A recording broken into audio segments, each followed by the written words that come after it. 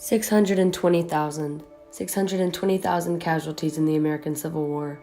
620,000 people who never returned home because of battle wounds, explosions, malnutrition, infection, and disease. Typhoid, dysentery, pneumonia, and so many other diseases claimed an incredible number of lives. Hospitals on and around the battlefield were filled with Civil War doctors and nurses treating the wounded and dying.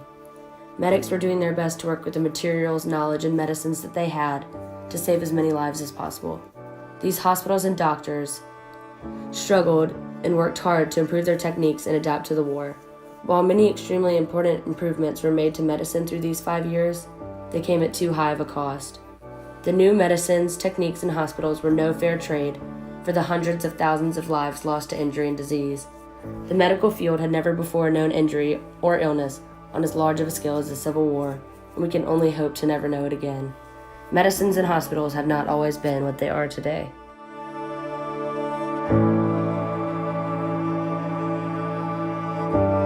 Oh no! Doctor, what more can be done? Men are being lost by the minute and more are flooding in every second. We have to move on. We don't have time to obsess over every man. This is war, Doctor. Fine then, bring on the next. Doctor, wait. We've just had another soldier brought in and he needs to be treated urgently. But I've just begun to work on this It doesn't one. matter. Have you ever heard of the triage system? Surgical cases and mortally wounded men, top cases of mere disease. As much as I hate to say it, we have to prioritize. This man will live for at least another 2 days. That one's on the verge of death as we speak. Quickly, nurse, go fetch the other man now. It didn't matter that I wasn't physically fighting in the war. I was fighting a different war altogether, the war against disease and infection, and I was losing. When I volunteered as a doctor, I could never have imagined this kind of loss or utter chaos that would become my average day. As I began to work on the next wounded soldier who was already bleeding out on my table, my heart broke at the thought that this country has come to a place where I must prioritize the life of one brave man over another. Sadly, I knew that this triage system was necessary in order to save as many men as possible. Truly heartbreaking, Clara. Astoundingly, more than I ever could have imagined, Dorothea. We must do something. If I've learned anything from the Battle of Bull Run, Manassas, is that we must be more organized. Men are flooding in at speeds we cannot keep up with. Mere volunteers are no longer enough. Perhaps we should create our own solution. Who are we to sit idle and make no effort to solve it? Who knows, maybe someday everyone will recognize us for this merry solution. I'm sorry, ladies, but I couldn't help but overhear you guys talking about an organized nursing corps. I'm Kate Cumming. I'm Dorothea Dix. Claire Barton, pleased to meet you. Not under these circumstances, though. Anyway, I'm a nurse for the Confederates in Tennessee. I've really never seen anything quite like what I've seen in these first few battles. It's truly traumatizing, so I've begun to keep a journal just to help me process and get down my thoughts so that maybe someday people will look back and just remember the horrors of these battles. And so I thought I would share it with you. But of course, go ahead. Alas, nothing I had ever heard or read had ever given me the faintest idea of the horrors witnessed here. I do not think that words are in our vocabulary expressive enough to present to the mind the realities of that sad scene. Certainly none of the glories of war were presented here. Men and the pride of manhood, mutilated in every imaginable way, lying on the floor just as they were taken from the battlefield. Reload!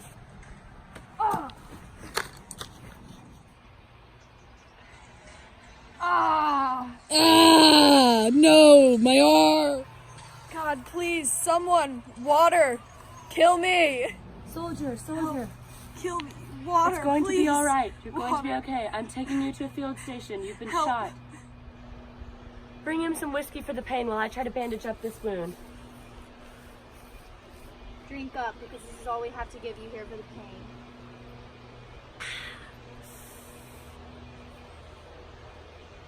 This isn't a lot, but it'll do more than nothing.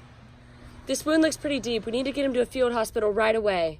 No, this is urgent. We need to take him to an actual hospital now. His bone's been completely shattered by the mini ball.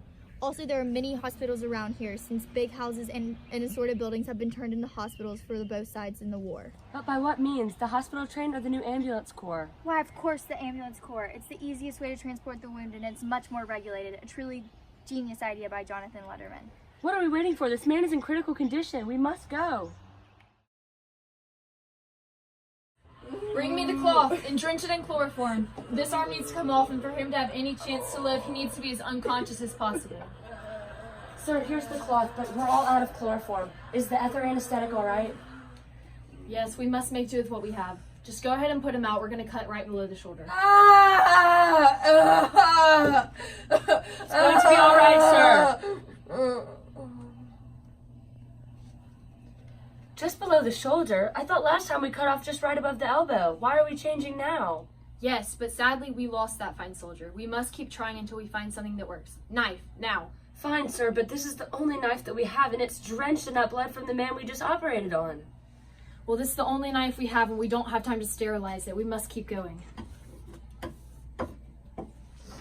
Nurse, hold this clamp now while we begin the amputation process. I swear, every day in this hospital is just more and more trial and error. Yes, but we do what we have to do. At least we made much progress that can help us when we return from the war, and many new techniques have been learned. 5 years later, these doctors and nurses returned home with stories to tell about the horrors they had witnessed and learning to share from what they had experienced. Oh, doctor, I couldn't believe it when they said you returned from war, but you're back at last. Yes, ma'am, I'm glad to be back, but the death and destruction of war still haunts me today, as it does many other soldiers and nurses. This war brought unforeseen casualties on a scale I've never seen. Well, thankfully you were there to save them. I did what I could, Lucy, but the beginning of the war was pure chaos. However, we did make many advances in medicine, which was able to save more lives. Yes, I heard. New, more effective transportation systems, larger hospitals to hold more men, and new medicines as well. While I never want to experience anything like this war again, at least it's taught us so many things about medicine and hospitals that we can use for years to come.